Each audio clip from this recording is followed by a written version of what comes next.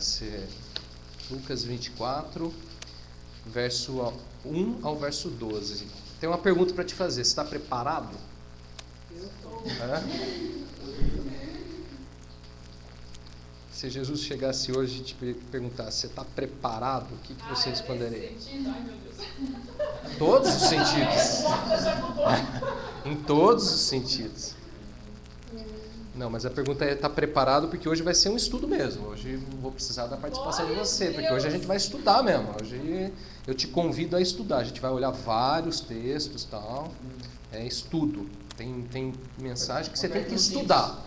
Não é aquela coisa batida, não. Você tem que ir atrás dos textos para você poder entender. Amém? Então vamos lá. Lucas 24, verso 1 ao verso 12. No primeiro dia da semana, alta madrugada... Aliás, vou começar de novo.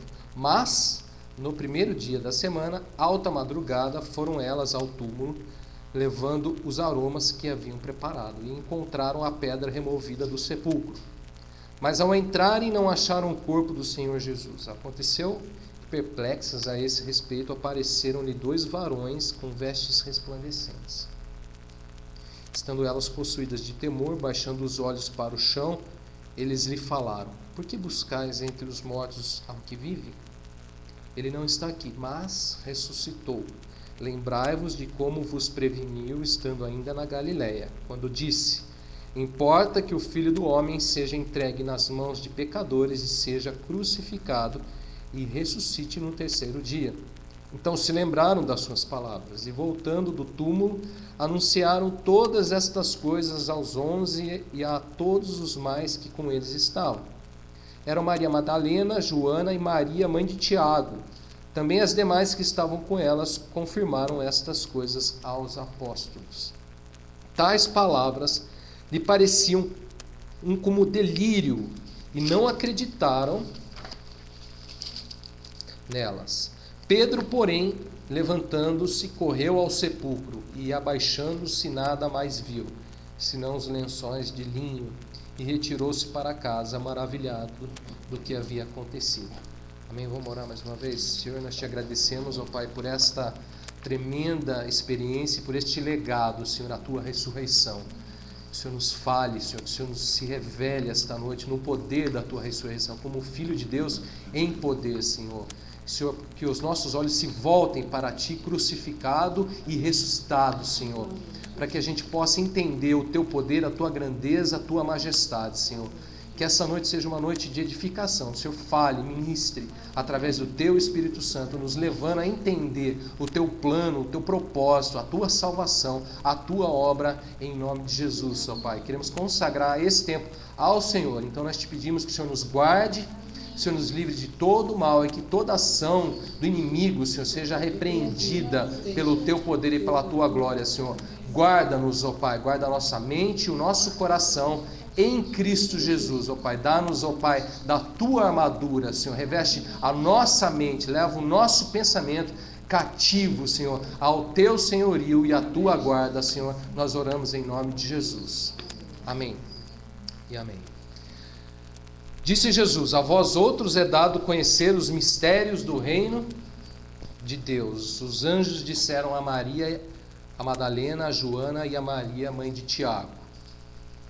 Disseram assim: estando elas possuídas de temor, baixando os olhos para o chão, eles lhe falaram: por que buscai entre os mortos ao que vive? Ele não está aqui, mas ressuscitou. Lembrai-vos de como vos preveniu, estando ainda na Galiléia, quando disse: importa que o Filho do Homem seja entregue nas mãos dos pecadores e seja crucificado e ressuscite no 3º dia. Mistério de Deus, gente, o poder da ressurreição. A pergunta dos anjos para aquelas mulheres foi: por que buscar entre os mortos ao que vive? Ele não está aqui, eles disseram, mas ressuscitou. Importa que o Filho do Homem seja entregue nas mãos dos pecadores, seja crucificado e ressuscite. Eu te pergunto, Por que importa? Ou qual a importância da ressurreição para a fé cristã? Qual que é a importância desse ato, deste acontecimento, desta experiência que é a ressurreição para nós cristãos? A certeza da esperança de uma vida nova. Tem o castigo que estava para não sermos condenados, que já estava. Não, a ressurreição não é castigo, não. Não. A ressurreição. Jesus ressuscitou, nos deu a vida. Precisava disso para que a gente não fosse condenado. Essa é a reflexão de hoje. Paulo diz assim a Timóteo: lembra-te de Jesus Cristo ressuscitado dentre os mortos.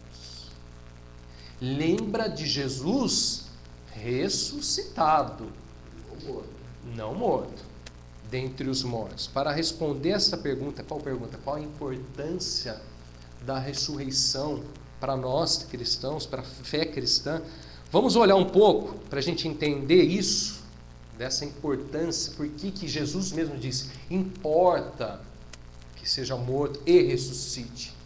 Vamos dar uma olhada para alguns eventos, alguns acontecimentos que precederam a sua morte e a ressurreição. Para a gente entender a importância da ressurreição, a gente tem que dar uma olhada um pouquinho antes, para tudo o que aconteceu.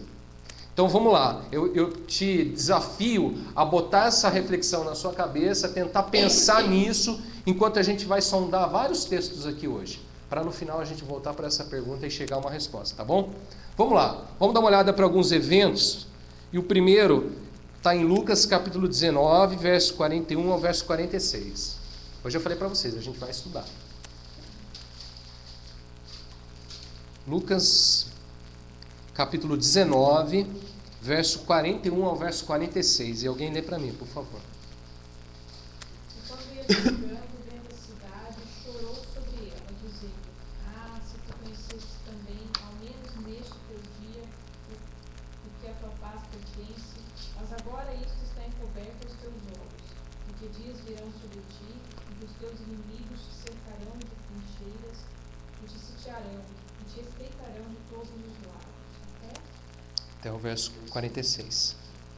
E te derrubarão a ti e aos teus filhos, que dentro de ti estiverem, e não deixarão de ti pedra sobre pedra, pois que não conheceste o tempo da tua visitação. Os mercadores expulsos do templo. E entrando no templo, começou a expulsar todos os que nele vendiam e compravam, dizendo-lhes: Está escrito, a minha casa é casa de oração, mas vós fizestes dela covil de salteadores. Esse texto fala sobre o momento em que Jesus já está chegando em Jerusalém, já está se aproximando da conclusão da sua obra, onde ele foi crucificado e depois ele veio a ressuscitar. Diz o texto que quando ele chegou, quando estava chegando em Jerusalém, diz aí o verso 41, quando ia chegando, vendo a cidade, o que aconteceu? Chorou. Jesus, ao olhar para Jerusalém, o que ele acontece? Ele chora. Jesus ele não dá salto de alegria, Jesus ele não dá um brado de vitória, ele chora. Se você olhar no que o texto fala a seguir, você vai entender o porquê que ele chorou. Diz o texto que ele diz assim: se conheceras por ti mesmo ainda hoje o que é devido à paz, mas isto está oculto aos teus olhos. Sobre ti virão dias em que os teus inimigos te cercarão de trincheiras por todos os lados, te apertarão o cerco e te arrasarão, e os teus filhos dentro de ti não deixarão em ti pedra sobre pedra. Jesus olha para Jerusalém, o que ele vê? Ele vê um cenário do quê? De guerra, de destruição. Ele fala sobre inimigo, ele fala sobre estar cercado, ele fala sobre não restar pedra sobre pedra, sobre os filhos serem levados, arrastados, morte. Ele não vê uma coisa boa, ele vê um cenário complicado. Agora olha o porquê. Tem um porquê. Jesus diz aí, no verso 44, porque não reconhecestes a oportunidade da tua visitação. Aí ele continua. Depois entrou no templo, expulsou os que ali vendiam e disse: a minha casa será casa de oração, mas vós transformastes em covil de salteadores. Ou seja, por que Jesus chorou ao se aproximar de Jerusalém? Porque quando ele chega em Jerusalém, ele vê que não foi aproveitada o quê? Aquela oportunidade, aquela visitação. De quem? Que visitação é essa, gente? Dele mesmo. Deus enviou o seu filho, seu único filho, seu filho unigênito, né? Deus esteve entre nós, se fez carne, nascido de mulher, esteve ali, revelou-se o reino, pregou-se o reino, multiplicou-se a graça, revelou-se a graça, fez tantas coisas, mas aí tem um testemunho de Jesus. Jesus disse: não reconheceram a visitação. Diz que as pessoas não tinham reconhecido aquele tempo, aquela visitação, aquela oportunidade. E por conta de não terem reconhecido, o que sobrava para elas? O que viria sobre elas? A destruição. Disse Jesus, quando ele chega em Jerusalém, ele chora, ele diz isso, e quando ele vai, ele entra em Jerusalém, o que ele faz, gente? Ele chega ali o quê? Expulsando. Chega ali, diz o texto, depois de ter entrado no templo, expulsou ali os que vendiam. Por quê? Porque ele diz assim: a minha casa é casa de oração, mas vós transformastes em o quê? Em covil de salteadores. Quando Jesus entra em Jerusalém, o que ele vê? O que é salteador? Ladrão, bandido. Quando Jesus chega em Israel, ele se entristece. Quando ele chega ali naquele momento, Jesus fica entristecido por ver o que tinha acontecido, até mesmo com a sua própria casa, não reconheceram a sua presença, não aceitaram a sua presença. Da casa dele fizeram um covil de salteadores, fizeram da casa do Senhor comércio, e ele expulsa. Ele chega expulsando. Repara só. O que ele vê? Ele vê algo que o entristece. Ele vê algo que traz desgosto à sua alma. Ele vê algo que levariam os homens o quê? À destruição. Ele não vê nada bom. Ele vê uma coisa dificílima. Ele vê uma coisa complicada. Acho que tocou lá, né? Primeiro evento, então, Jesus chega e ele vê um cenário completamente difícil. Ele vê um cenário adverso, ele vê um grande problema, ele vê realmente uma condição da humanidade, perdida, o homem perdido, o homem não reconhecendo a visitação, a sua presença, não aceitando a Deus, não dando ouvidos a Deus, fazendo das coisas de Deus, né, um covil de bandido, de ladrão. Então ele chora, então ele se entristece. Nem sempre onde Jesus chega ele se alegra, né? Com o que ele vê, com o que ele se agrada, nem sempre. Até mesmo na sua casa, né? Às vezes ele diz aí, né? Na sua casa ele expulsou. Mas se Jesus chegasse expulsando ainda hoje, o que ia acontecer? É uma boa pergunta. É uma boa pergunta. Se ele chegasse aqui, se ele chegasse e visse, olhasse, o que será que ele estaria vendo? O que será que ele estaria enxergando? Será que isso traria alegria ou tristeza? Eu acho que ele estaria vendo uma coisa bem parecida. E nesse tempo, você está falando desse tempo, dessa hora? Acho que é bem contemporâneo. Será que hoje Jesus falaria a mesma coisa? Não reconheceram a oportunidade da visitação do Espírito Santo? Falaria demais. Será que não reconheceram a oportunidade da salvação, da dispensação da graça? Será que fizeram da graça libertinagem? Será que fizeram da minha casa de oração, fizeram casa de bandido, casa de sem vergonha? Zombando da cruz, né? Será? Usando da palavra, distorcendo da Será? palavra para enganar. Jesus, gente, chorou. Jesus se entristeceu. Primeiro evento, Jesus se entristece. Segundo evento, alguém lê para mim agora Lucas capítulo 22, verso 1 ao verso 6. Estava próxima a festa dos pães asmos, chamada Páscoa. Preocupavam-se os principais sacerdotes e os escribas em como tirar a vida a Jesus, porque temiam um pouco.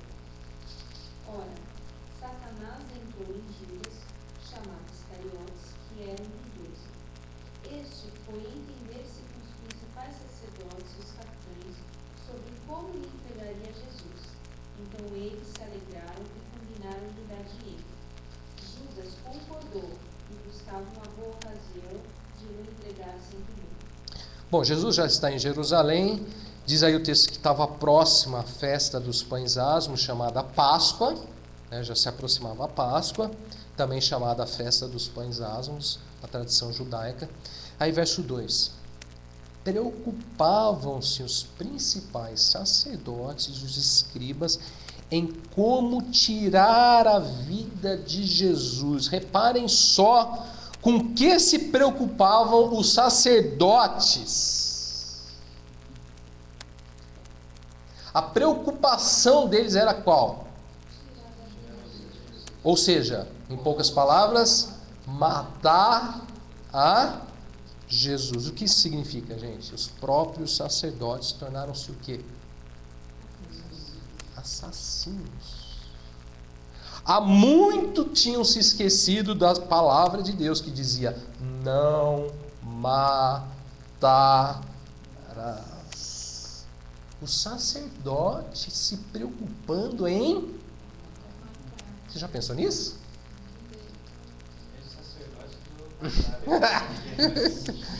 Hã? Os sacerdotes se preocupando em tirar a vida de Jesus, em matar a Jesus, em cumprir um desejo de assassinato. E eram os sacerdotes. Os principais sacerdotes. A que ponto nós chegamos? Às vezes a gente assusta com algumas coisas que a gente vê, né? E a gente pode dizer, a que ponto que pode chegar isso? Nossa, pode chegar em... pode chegar em níveis dramáticos, diga-se assim, né? Aí olha só, continua, não para aí. Verso 3. Satanás entrou em Judas, chamado Iscariotes, que era um... Olha só, gente, o próprio inimigo, né, Satanás, diz o texto que ele não fala a Judas. Diz o texto que ele entra em Judas. Judas, quem era Judas, gente? Um dos 12. Quem eram os 12? Aqueles que acompanhavam Jesus, que andavam com Jesus, os mais chegados, os 12.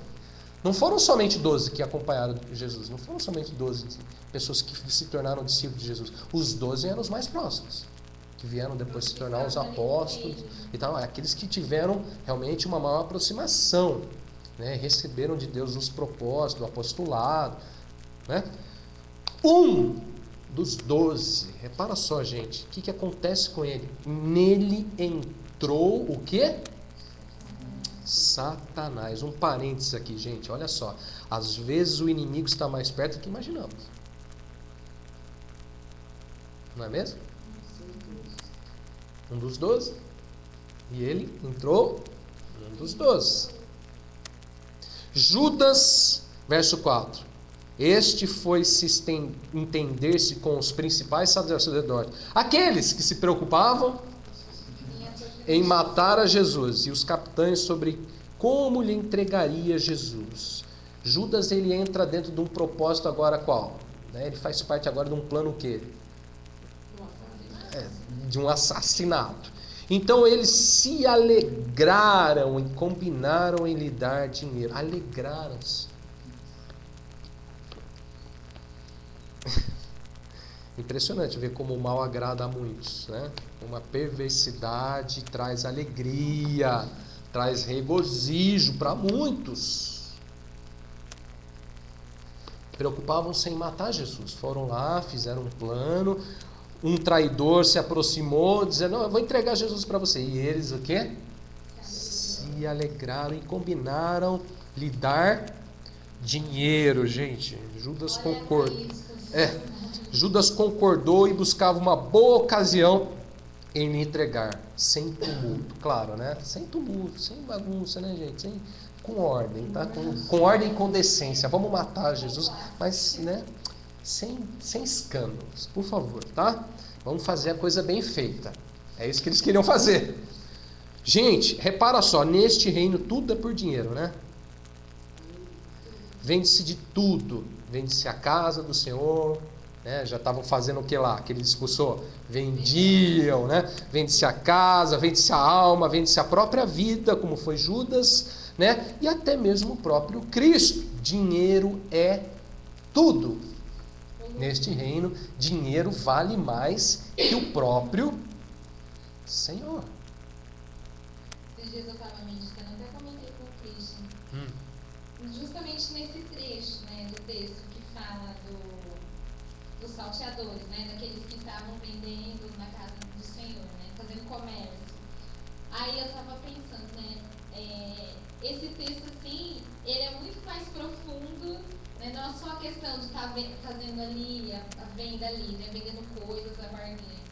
Mas hoje dentro mesmo, né, se vende a palavra, se vende a salvação, né? Se vende a alma, se vende a vida, se vende o próprio Senhor. Se deixar, vende. Dinheiro é tudo. Tudo por dinheiro, e dinheiro é tudo. Porque se vende o próprio Senhor, o dinheiro é tudo. Eu lembrar uma cena do Lutero que estava lá vendendo indulgência. Vende-se tudo, né? O Lutero, que tem uma parte que, para você se perdoar seus pecados, você colocava uma moedinha lá e falava, você sobe até. E é muito interessante que tem uma hora lá que ele já tem a experiência com Deus, que ele vai para a Escritura e acaba conhecendo a verdade e tal, e ele se torna professor na faculdade, né? E aí ele fala para os alunos, eu estava lá em Roma tal, e eu tinha tantas moedas, eu pude comprar a indulgência para o meu pai, para minha... Pena que eu não tinha moeda para o meu tio, para o meu avô, vai ficar tudo no inferno. Ele chega até a tirar sarro, assim, ele brinca, né? Porque realmente era o que, naquela época, isso era... Mas eu acho que só mudou, viu? Só mudou um pouco de costumes. Assim. Continua se vendendo também, muitas coisas. Dinheiro é tudo, tudo é por dinheiro, isso não mudou. Isso não mudou. Que tem se prometido, né? Mesmo o próprio evangelho, o evangelho, né? Evangelho aqui entre aspas, né? Um outro evangelho aí que se prega, onde não se prega mais para a salvação, não se prega mais para a conversão, para as pessoas se arrependerem dos seus pecados, para mudar de vida, para ir para o céu, para o reino de Deus. Se fala para ganhar dinheiro, para ser bem sucedido, entre aspas também, viu? Neste mundo, neste reino. Este reino, ele engana muito. Não sei se vocês lembram daquele estudo de Esther, que o primeiro capítulo fala muito sobre banquete. E era um banquete totalmente, entre aspas, glorioso. Comidas, bebidas, de tudo, né? Em taças de ouro. Bom, vendeu-se até o nosso Senhor Jesus. Que ponto que chega a humanidade, né? De se vender o próprio Salvador. Não só não reconheceram a oportunidade da visitação, não só se satisfazeram em fazer da casa do Senhor um covil de salteadores, mas também foram lá e venderam-se o Senhor. Acho que não tinha mais nada para vender, então vamos vender o Senhor. Terceiro evento. Alguém lê para mim, capítulo 22, verso 24 ao verso 29.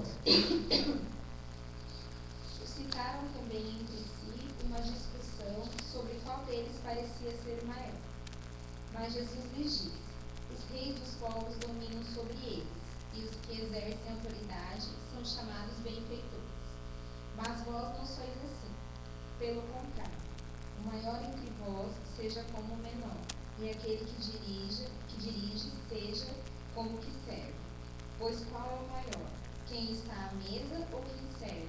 Porventura não é quem está à mesa? Pois no meio de vós eu sou como quem serve. Vós sois os que tens permanecido comigo nas minhas tentações. Assim como meu Pai me confiou um reino, eu vos confio. Bom, enquanto, Jesus se entristecia, enquanto se preocupavam em matar Jesus, enquanto se vendia Jesus, diz o texto que os discípulos, agora é com os discípulos o negócio, enquanto procuravam a morte de Jesus entre os discípulos, o que acontecia? Entre os discípulos, diz o texto aí que suscitaram entre si uma discussão sobre qual deles parecia ser o maior. Enquanto o mundo pegava fogo, eles estavam querendo saber qual deles era o maior. E estavam discutindo entre eles qual era o maior. Veja que interessante, gente. Jesus lamentando sobre a situação do mundo, o inimigo e seus comparsas deitando e rolando, e os discípulos discutindo entre si quem era o maior. A preocupação deles agora. Quem é o maior aqui nessa história? A igreja. Quem é o maior? Não, eu sou o maior. Não, você é o maior. Eu sou o maior. Não, eu sou o maior. Discutindo, diz o texto aí que eles discutiam. Quem era o maior? Olha que coisa importante eles discutiam. Quem era o maior entre eles? Isso não é interessante? O que vocês acham disso? O mundo pegando fogo e a igreja discutindo. Quem é o maior? Quem é isso? Quem é aquilo? Olha as coisas com que a igreja estava preocupada. Os discípulos estavam preocupados. Será que a gente passa também por um momento assim? A igreja, o mundo pegando fogo e a igreja...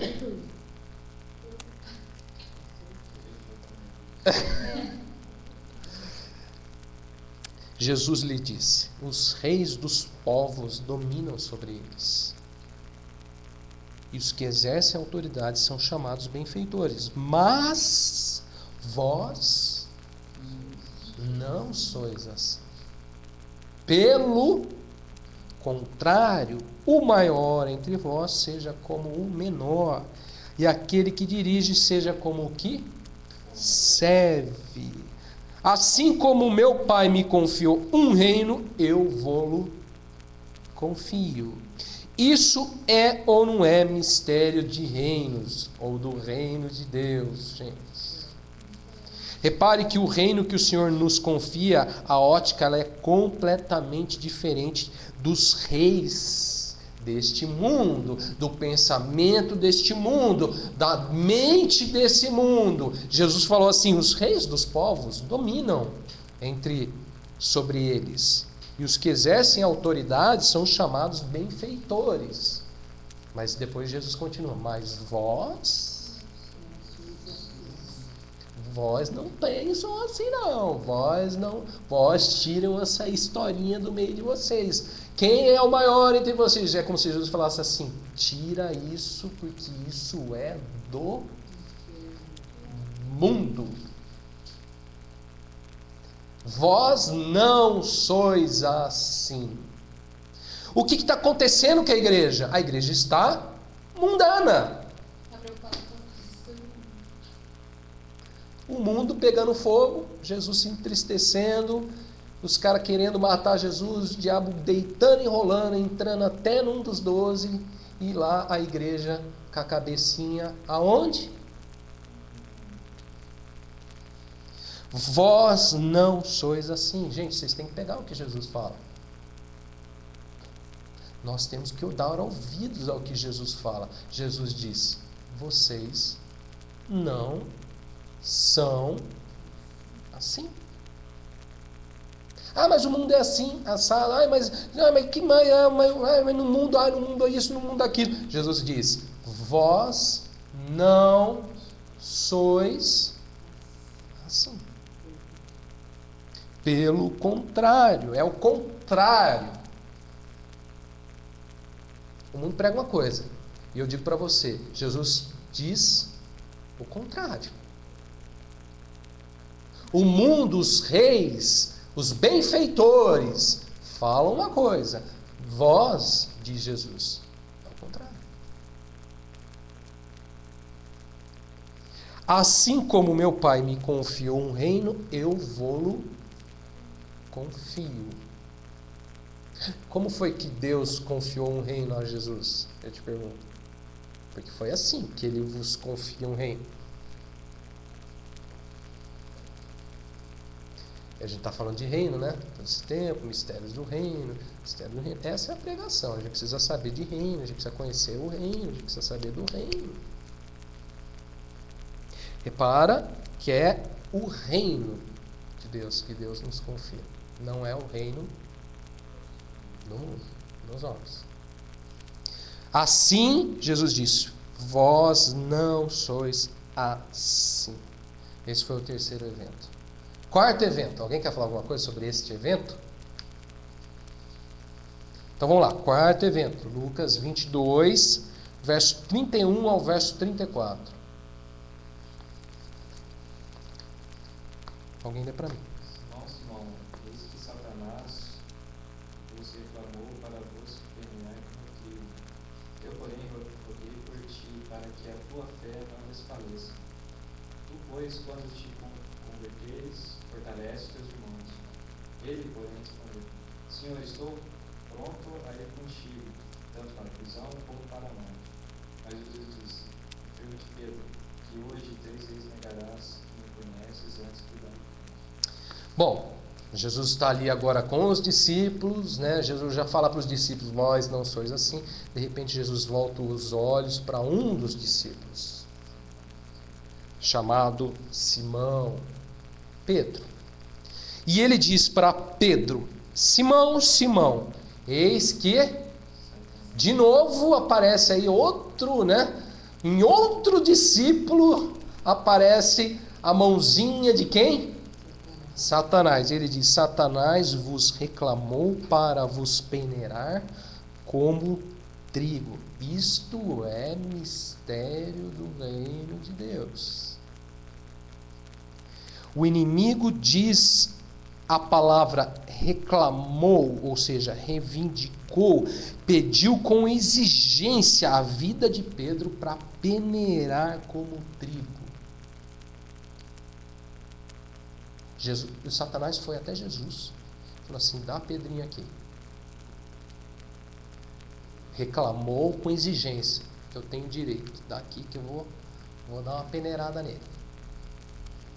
Aquele texto que diz, Satanás já conseguiu licença para pôr vocês à prova. Foi lá dar uma provadinha em Pedro. E Jesus concedeu. Porque a palavra reclamou é pediu com exigência, ou seja, ele tinha direito. Gente, Pedro passaria por uma espécie de peneira que fora exigida pelo inimigo, por Satanás. O que você acha disso? Qual a razão pela qual Deus permitiria isso com Pedro?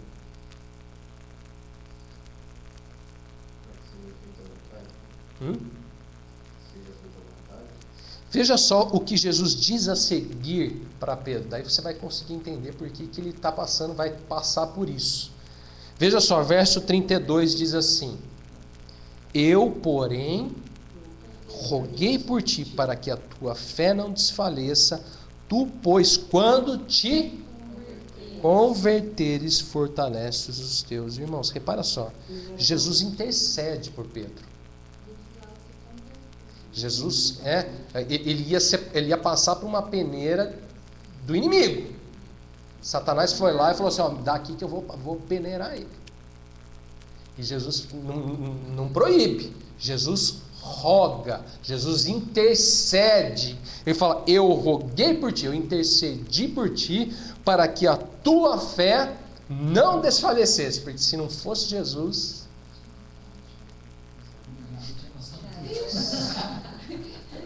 porque se não for Jesus, irmãos, eu vou falar uma coisa para vocês. Quando as peneirinhas vêm, se não é pela graça, se não é pelo Senhor, desfalecemos. Aí olha só, ele diz assim: eu roguei por ti para que a tua fé não desfalecesse. 2 pontos, ou ponto e vírgula. Tu, pois, quando te converteres, fortalece os teus irmãos. Roga, Jesus intercede por Pedro, Jesus roga por Pedro para que a fé de Pedro não desfalecesse. Depois diz assim: quando tu, Pedro, Simão, te converteres. Repara só, gente, que na ótica de Jesus, Pedro ainda precisava o quê?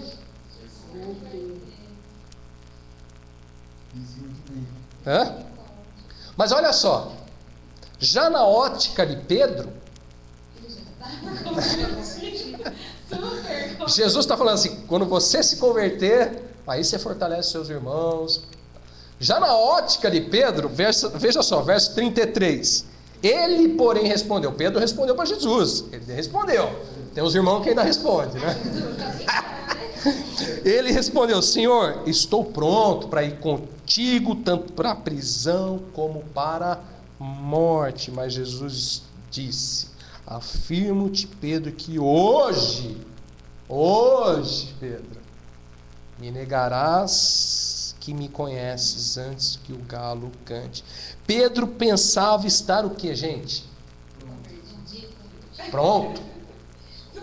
Assim, eu estou pronto para ir contigo, Jesus, tanto para a prisão como para a morte. Morro por ti. Ou vou preso por ti. Ele está falando, eu estou pronto. Né? Pedro está falando assim, e Jesus está falando assim, quando você se converter, Pedro, quando você se converter. Gente, incrível, né? Pedro andou quanto tempo com Jesus? Andou um tempo suficiente com Jesus, né? O próximo o suficiente, né, de Jesus, mas ainda precisava do que, gente? De uma grande transformação na sua vida, chamada conversão. Por que Satanás foi rogar lá e foi pedir para peneirar? Porque Pedro precisava se converter. O interessante aqui é que Deus já tinha tanta certeza da conversão dele, né, que pede para que ele fortaleça os irmãos. Ele roga, ele intercede, né? Ele entra no meio dessa história. Entre nós e Satanás, meus irmãos, deixa eu falar para você. Só Jesus. Só a sua graça, só a sua intercessão, só a sua misericórdia. Um dos papéis de Jesus mais importantes que eu e você precisamos conhecer, e muito bem, é o Senhor como intercessor, como sumo sacerdote, como aquele que se coloca entre Ele e nós.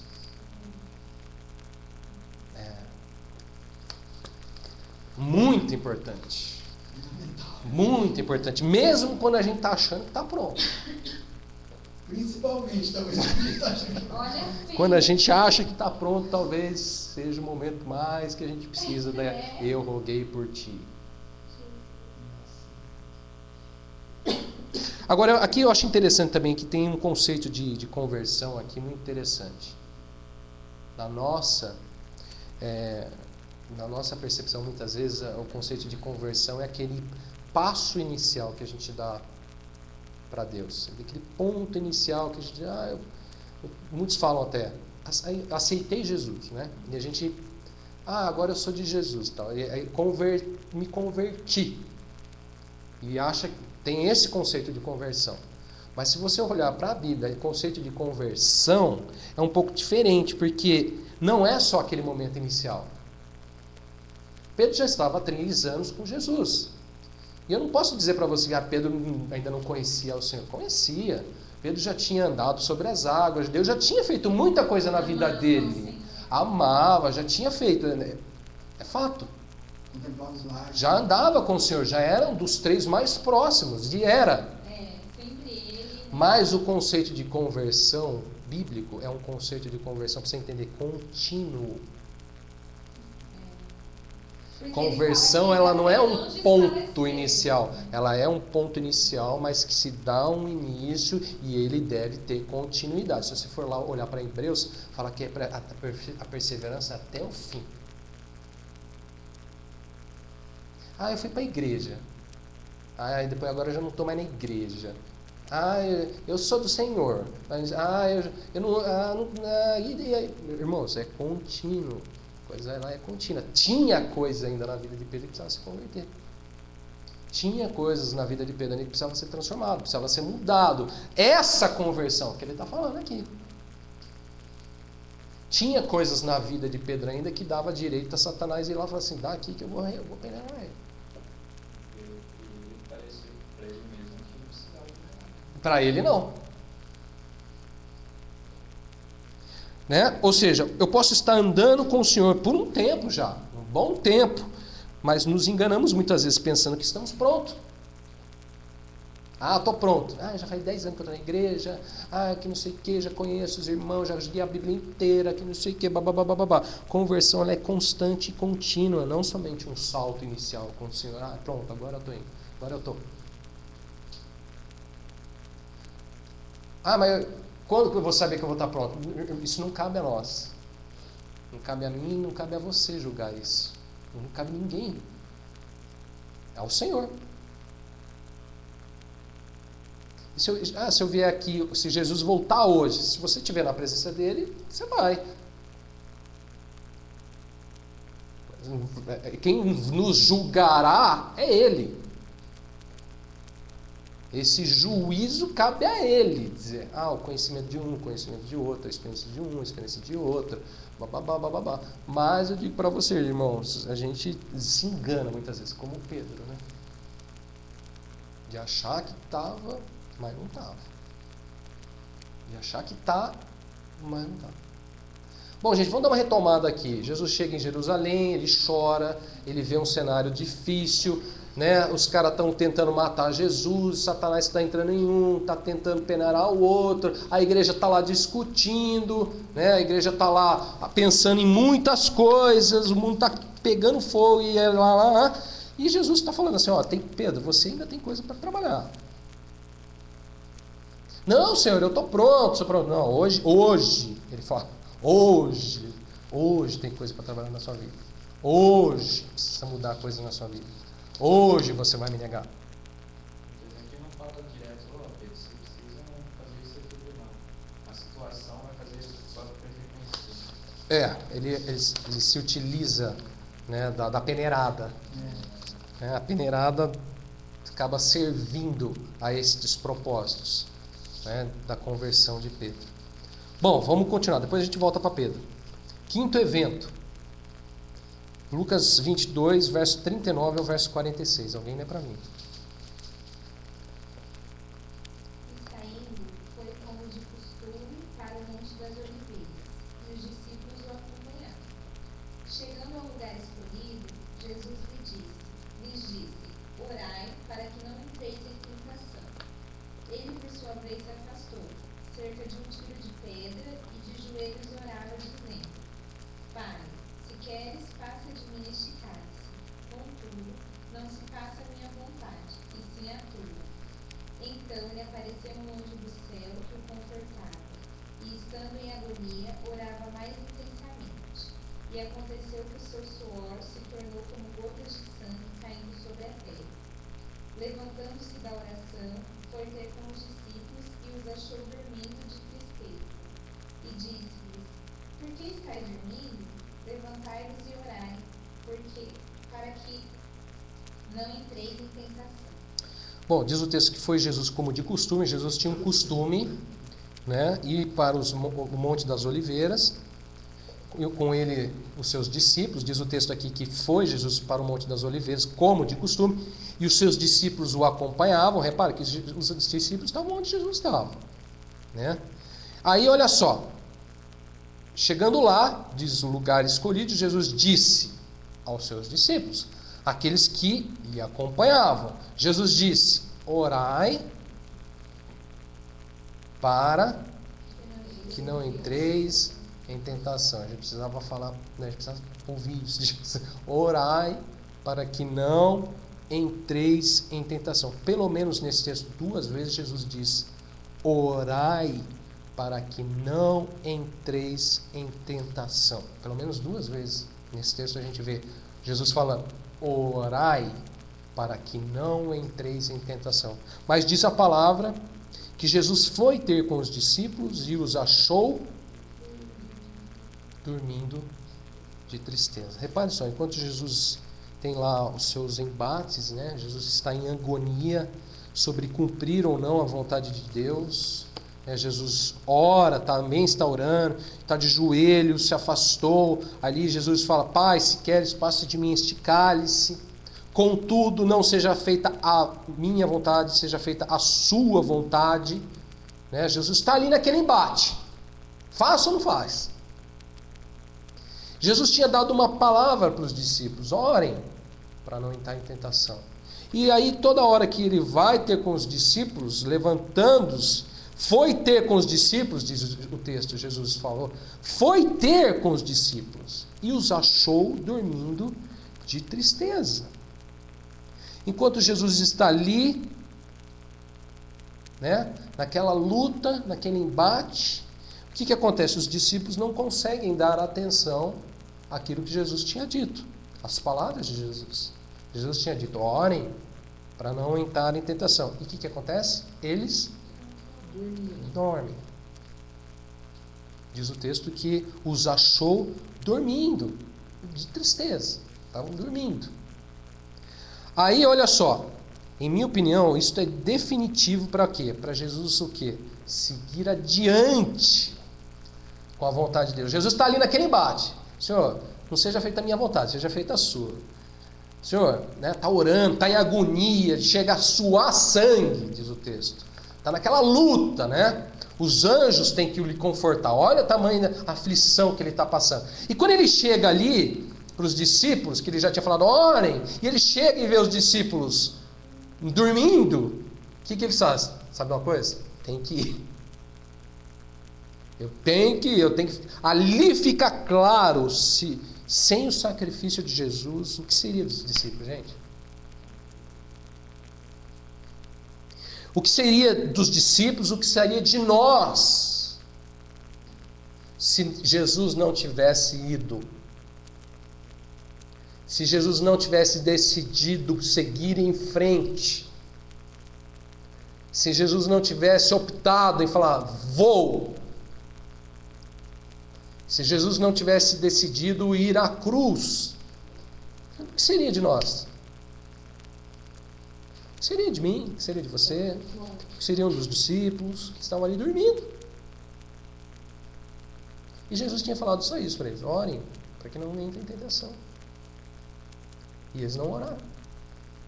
Eles dormiram. Fica claro, sem o sacrifício de Jesus ali, a coisa ia ser muito mais complicada. Se com Jesus já é complicado, imagine sem. Não tinha outra alternativa, né? Não havia outra alternativa, com certeza. Aí ele fala: levantai-vos, né? Vambora, chega, acabou, já que dormiu. Chega, né? Pronto. Quinto evento foi esse, então. Sexto evento. Lucas 22, verso 47 ao verso 53. Alguém lê para mim. Estando ele ainda a falar, surgiu uma multidão, e um dos 12, que se chamava Judas, ia diante dela, e chegou-se a Jesus para o beijar. Jesus lhe disse: Judas, com um beijo traz o filho do homem? E vendo os que estavam com ele, viu suceder, disseram: Senhor, feriremos a espada? E um deles feriu o servo do sumo sacerdote e cortou-lhe a orelha direita. E respondendo Jesus disse: Deixai-os, basta. E tocando-lhe a orelha, o curou. E disse Jesus aos principais dos sacerdotes e capitães do templo e anciãos que tinham ido contra ele: Saístes como a um salteador, com espadas e varpaus? Tenho estado todos os dias convosco no templo, e não estendestes as mãos contra mim, mas esta é a vossa hora e o poder das trevas. Esse texto aqui é o texto que deixa mais claro, né, o porquê Jesus falou: importa que seja morto, entregue aos pecadores, crucificado e se ressuscite ao terceiro dia. Repara só, Jesus está lá com os discípulos, falando ainda, diz o texto, ele falava ainda aos discípulos, né? O que acontece? Quando chegou o quê? Uma multidão. E um dos 12, lembra aquele um dos 12? No meio da multidão. Quando um discípulo está no meio da multidão é um problema, é sempre um problema. Quando um dos 12 vai para a multidão, coisa boa não vem, não sai disso. Diz o texto que um dos 12, chamado Judas, que vinha à frente dele, ele tomou a frente da multidão. Olha só, hein? Diz que estava à frente e aproximou-se de Jesus para o beijar. Jesus, porém, lhe disse: Judas, com um beijo traz o Filho do Homem. Trair com um beijo. Eis uma prática muito comum entre os traidores, né? O beijo, usado o beijo para trair. Traidores tendem a se vestir de bonzinhos, carinhosos e amorosos, mas no fundo são grandes cobras, somente esperando suas cobaias para uma mordida cheia de veneno. É mais ou menos isso mesmo. Com um beijinho. Amiguinho. Tapinha nas costas. Ah, irmão. Ah, amado. Ah, querido. Ah, que bênção. E por trás... Lembra daquela cena daquele filme? Ah, psicólogo. Então, diz o texto, dirigindo-se Jesus aos principais sacerdotes, capitães do templo. Olha quanta gente que estava lá. Principais sacerdotes. Os meus. Lembra desse povo aí? Principais sacerdotes, capitães do templo e anciões vieram prendê-lo e disse: saístes com espadas e porretes como para deter um salteador. Se Jesus precisasse, né? Disso tudo. Diariamente estando eu convosco no templo, não pusestes as mãos sobre mim. Agora presta atenção que Jesus fala. Esta, porém, é a vossa hora e o poder das trevas. Se a gente olhar para tudo que a gente falou até agora, o que estava acontecendo, gente?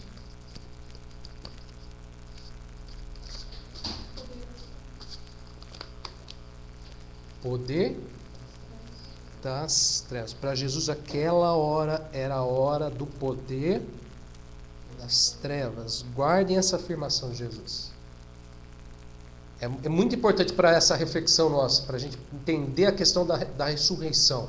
A gente só consegue entender claramente a questão da ressurreição quando a gente entende esta hora, chamada hora do poder das trevas. O que a gente está vendo até aqui agora, gente?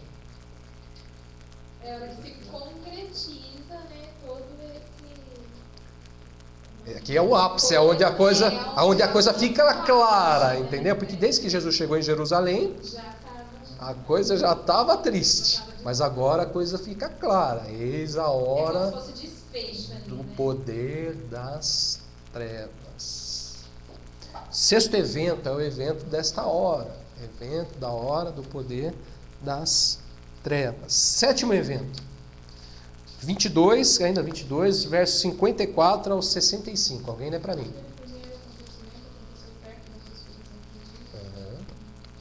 Diz o texto que quando Jesus chega, já estava próxima a Páscoa. Jerusalém. Quando ele chega em Jerusalém, o que eles vão fazer? Eles vão comemorar o quê? A Páscoa. Quando eles estão lá na ceia, o que é? Estão comemorando o quê?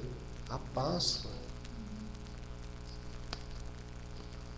Bom, versos 54 a 65. Alguém lê para mim. Então, prendendo-o, levaram-o e introduziram na casa do sumo sacerdote. Pedro seguia de longe. E quando acenderam um fogo no meio do pátio e juntos se assentaram, Pedro tomou lugar entre eles. Entre mentes, uma criada vendo-o assentado perto do fogo, fitando-o, disse: este também estava com ele. Mas Pedro negava, dizendo: mulher, não o conheço. Pouco depois, vendo o outro, disse: também tu és dos tais. Pedro, porém, protestava: homem, não sou. E tendo passado cerca de 1 hora, outro afirmava, dizendo: também este verdadeiramente estava com ele, porque também é galileu. Mas Pedro insistia: homem, não compreendo o que dizes. E logo estando ele ainda a falar, cantou o galo. Então, voltando-se o Senhor, fixou os olhos em Pedro. E Pedro se lembrou da palavra do Senhor, como lhe dissera: hoje 3 vezes me negará antes de cantar o galo. Então Pedro, saindo dali, chorou amargamente. Os que detinham Jesus zombavam dele, davam-lhe pancadas e, vendando-lhe os olhos, diziam: profetiza-nos, quem é este que te bateu? E muitas outras coisas diziam contra ele, blasfemando. Bom, então diz o texto aí, então prenderam a Jesus, levaram a Jesus, introduziram na casa do sumo sacerdote. Aí olha só essa expressão, verso 54. Pedro seguia de longe. Sabe que tem discípulo que quer seguir Jesus de longe?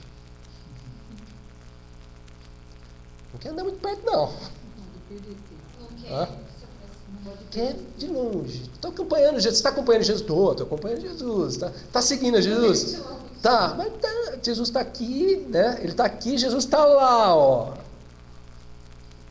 Seguia de longe, diz o texto. Note bem aqui as consequências de querer acompanhar Jesus de longe. Reparem nas consequências. Verso 55. Acenderam fogo no meio do pátio e juntos se assentaram. Pedro tomou lugar entre eles. Você quer andar longe de Jesus, você vai se ajuntar com um monte de gente lá no pátio. Você vai estar entre um monte de pessoas lá no pátio, junto com eles, diz o texto. Entre mentes, uma criada, vendo-o assentado pelo fogo, fitando, disse: esse também estava com ele. Vão dizer assim: você também é, não é? Também é, não é? E ele, diz o texto, o que acontece? Mas Pedro negava, dizendo: mulher, não o conheço. Quando a gente tenta acompanhar ele de longe, a gente vai negar que conhece. A gente vai negar que não é da igreja, mas que não conhece. Nega que não conhece. Negava e dizia: eu não o conheço. Andou 3 anos com Jesus, disse: eu não conheço. Pouco depois, vendo outro, disse: também tu és dos tais. Pedro, porém, protestava: não sou. Homem, não sou. Tendo passado cerca de 1 hora, outro afirmava, dizendo: também este verdadeiramente estava com ele, porque também é galileu. Reconheceram Pedro. Aí Pedro insistia: homem, não compreendo o que dizes. Logo, estando ele ainda a falar, o que acontece? Cantou o galo. O que acontece? Aquilo que Jesus havia predito. Aquilo que Jesus tinha falado para Pedro: Pedro, hoje me negarás 3 vezes antes que o galo cante. Pedro nega ao Senhor. Então, vemos um momento aqui de uma fraqueza, meu irmão, de um cristão, de um discípulo como eu, como você. Então, verso 61. Voltando-se o Senhor, fixou os olhos em Pedro, e Pedro se lembrou da palavra do Senhor. Tinha esquecido da...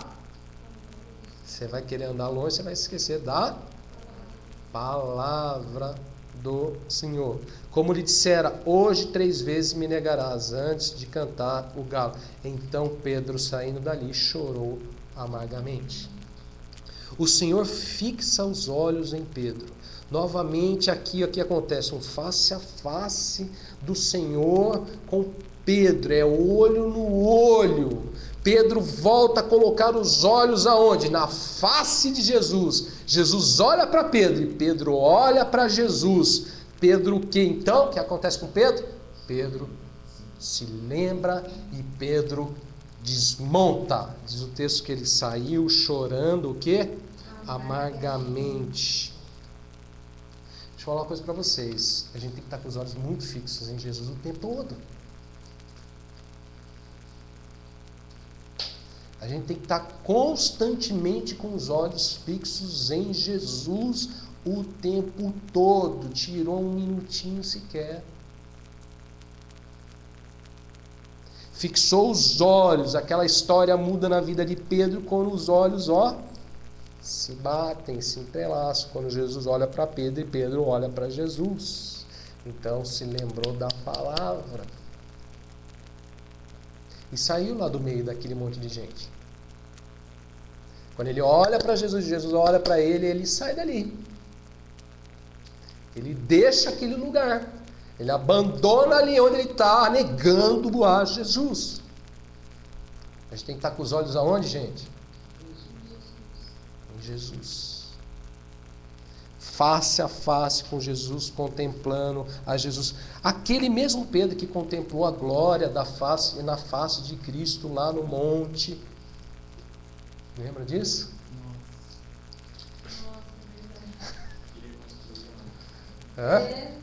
Aquele que contemplou a glória na face de Cristo, seus olhos, aquele que andou sobre as águas, aquele. Gente, se a gente bobear, a gente tira os olhos do Senhor.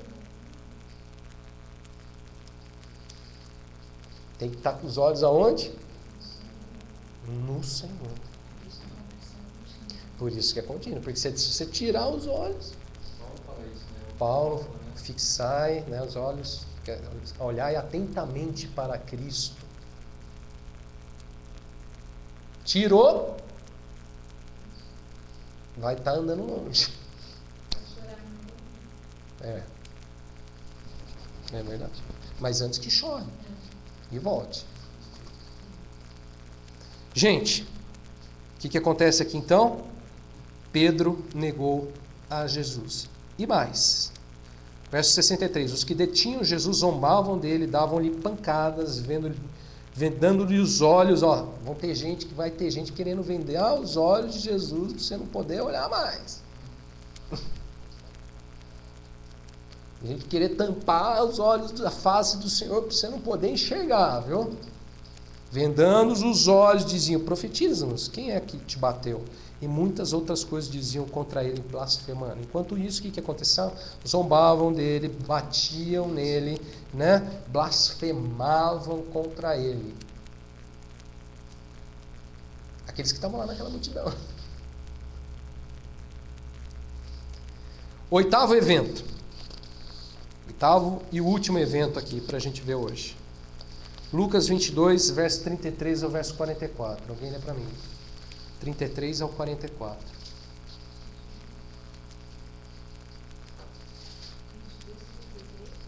É 23, desculpa, 23, 33 a 44.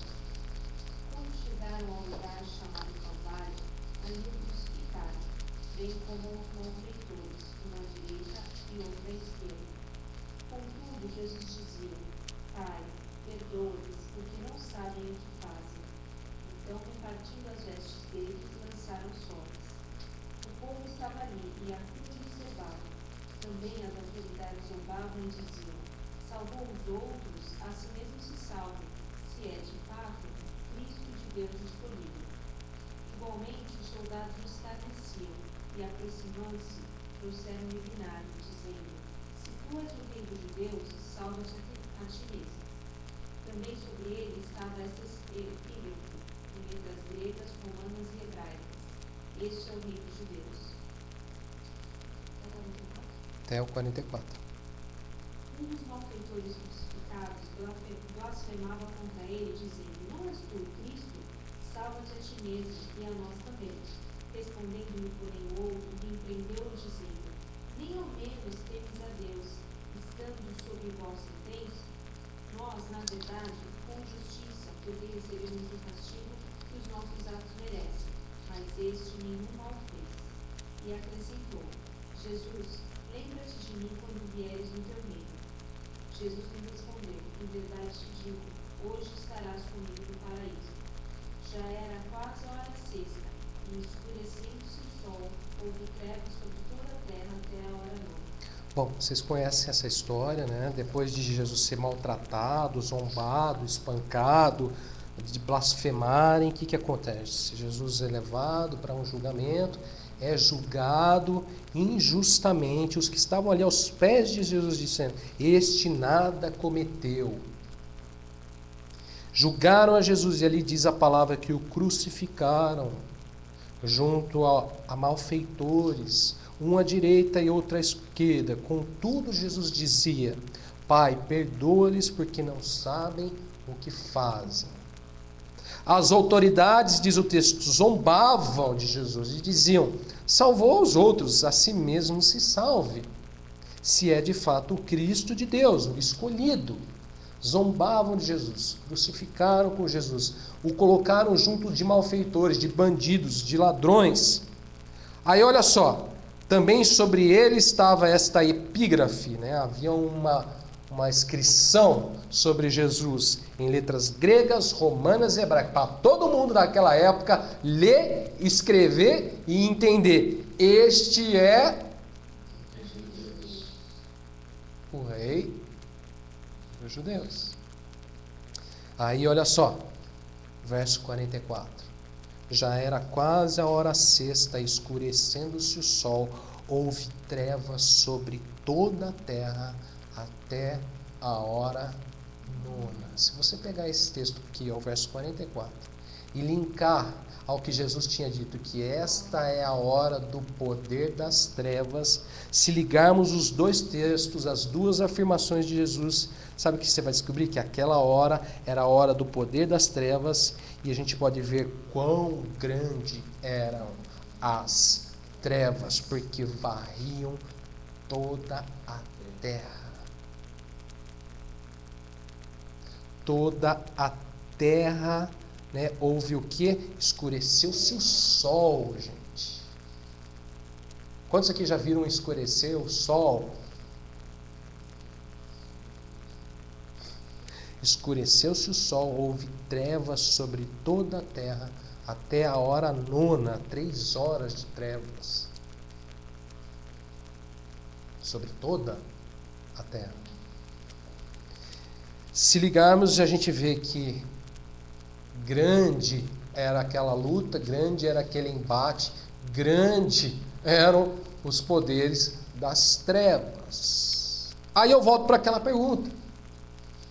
A pergunta é, a reflexão é, por que importa, ou qual a importância da ressurreição, gente? Resposta. Capítulo 24, verso 1 ao 7, a gente leu no começo.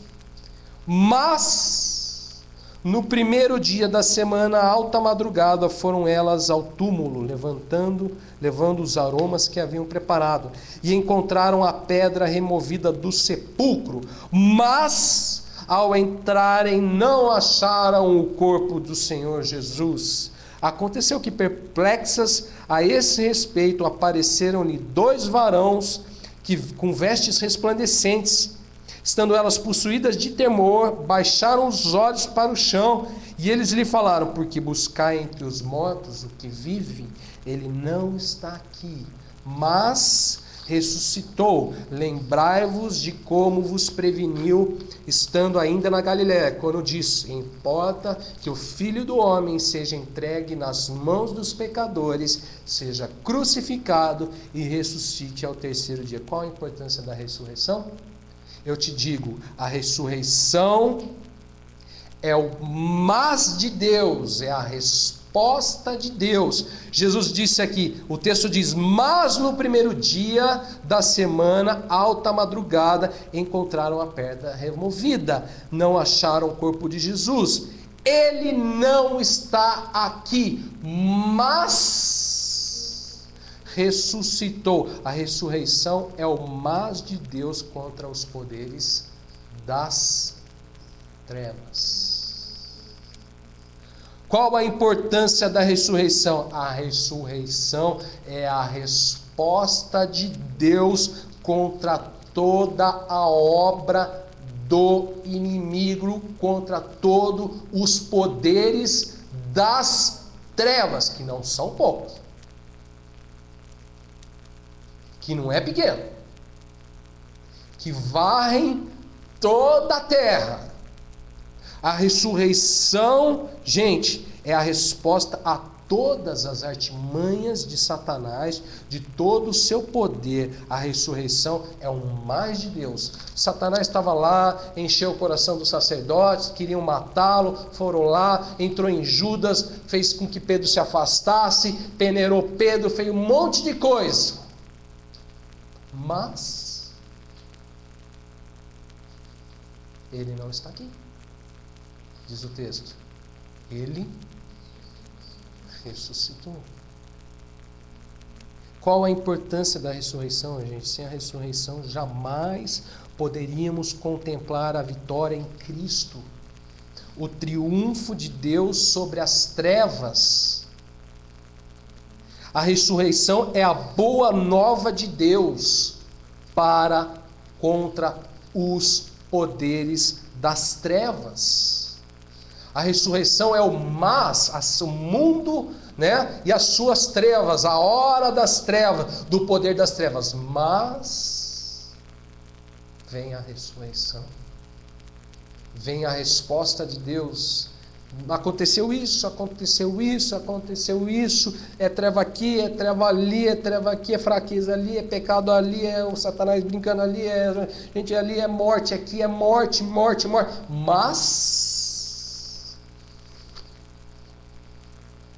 Mas, diz o texto, ele não está aqui.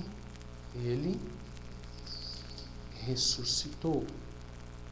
Jesus, Paulo disse, foi designado Filho de Deus com poder pela ressurreição. Romanos capítulo 1, versos 3 e 4 diz: com respeito ao seu Filho, o qual segundo a carne veio da descendência de Davi e foi designado Filho de Deus com poder, segundo o Espírito de santidade, pela ressurreição dos mortos.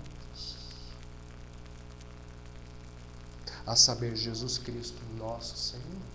Qual a importância da ressurreição, gente? Você só encontra Jesus glorioso, você só vai visualizar e contemplar este grande mistério do reino de Deus, Jesus em glória, conhecendo o poder da ressurreição, que é a resposta de Deus contra os poderes das trevas. Paulo diz assim em Éfeso, para os irmãos em Éfeso, Efésios capítulo 1, abre esse texto para me acompanhe. Capítulo 1, verso 17 ao verso 23, para a gente finalizar. A ressurreição, irmãos, é o poder de Deus dado à igreja. Efésios capítulo 1, verso 17 ao verso 23. Para a gente finalizar.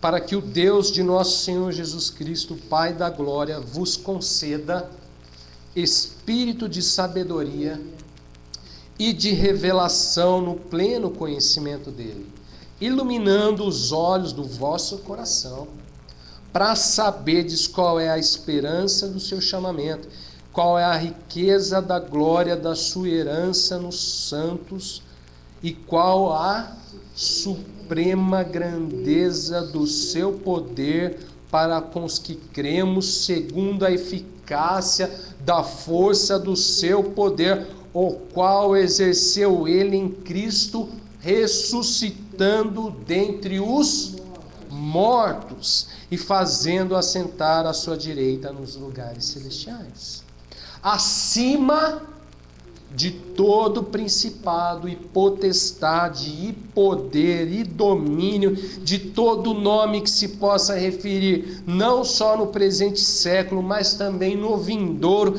e pôs todas as coisas debaixo dos pés, e para ser o cabeça sobre todas as coisas. Aí olha a expressão, gente. O quê? Deu a igreja, a qual é o seu corpo, a plenitude daquilo que tudo enche em todas as coisas. Aleluia. Paulo diz que Deus, ele estava orando para que Deus iluminasse os olhos, concedesse aos irmãos espírito de sabedoria e de revelação, porque de fato são mistérios do reino. Então precisamos ser revestidos da sabedoria de Deus e do espírito de revelação para conhecermos. Precisamos que os nossos olhos sejam iluminados para saber Se Deus não iluminar os olhos do nosso coração, a gente não sabe. Para saber, gente, olha quanta coisa que a gente deveria saber. A esperança do seu chamamento, a riqueza da glória da herança nos santos, a suprema grandeza do seu poder para com os que creem, para os que cremos, segundo a eficácia da força do seu poder. Ele foi designado Filho de Deus com poder. Gente, o qual, olha o poder que ele está falando. Que poder é esse que ele está falando? Aquele mesmo poder que exerceu em Cristo, ressuscitando dentre os mortos. O mesmo poder que está acima de todo principado, potestade, domínio, poder, de todo nome, e que pôs tudo isso debaixo da onde? Dos pés. E deu a quem? A igreja. Qual a importância da ressurreição, irmãos? Conhecer o poder da ressurreição é conhecer a plenitude daquele que tudo enche em todas as coisas. Conhecer o poder da ressurreição é ter o pleno conhecimento dele. É ter os olhos iluminados do vosso coração para saber a esperança, a riqueza, a glória e a suprema grandeza do seu poder. E para saber que este poder foi dado à igreja e foi colocado todos os principados e potestades e dominadores e nomes debaixo do pés. A ressurreição, gente, é o triunfo de Deus dado à igreja. Gente, a ressurreição foi dada à igreja. O poder da ressurreição é o mesmo poder que exerceu em Cristo ressuscitando os mortos, e isto mesmo foi dado à igreja.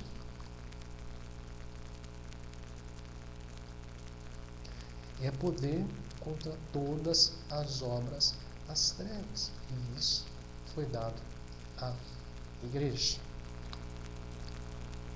Que Deus nos conceda espírito de sabedoria e de revelação. Que Deus venha iluminar os nossos olhos, os olhos do nosso coração,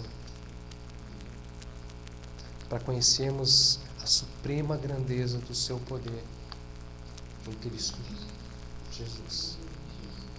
Amém? Alguém gostaria de comentar alguma coisa?